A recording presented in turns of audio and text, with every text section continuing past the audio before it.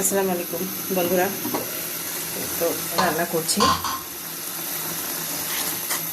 তো মটরশুঁটি আর হচ্ছে দেশি টমেটো, টক টমেটো যেটা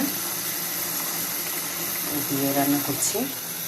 ভাত চুলায়, লাল চালের ভাত আর কি, যেন বলে আমন চাল। খুব ভালো লাগে কিন্তু এই চালের ভাতটা খেতে। তো এটা কষানো হলে আমি মাছগুলো দিয়ে দিব। তো বন্ধুরা, আমার এই যে কষানো হয়ে গেল মটরশুঁটি, তখন আমি একে একে মাছগুলো দিয়ে দিচ্ছি।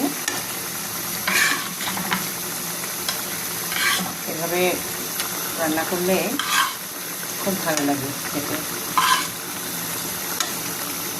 রান্না করে খাবেন এভাবে আমার মতো।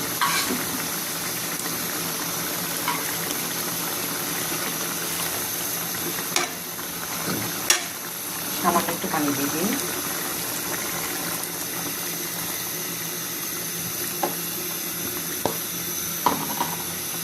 একটু কষা কষা হলে নামিয়ে ফেলবো।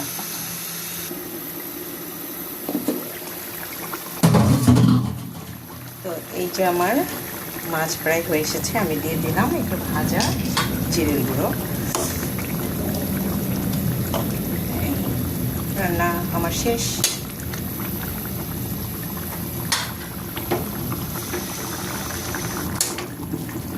তো কেমন হয়েছে বন্ধুরা মটরশুঁটি টমেটো দিয়ে আমার মাছ রান্না?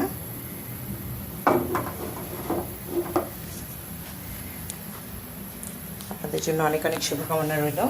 আল্লাহ হাফেজ, আসসালামু আলাইকুম।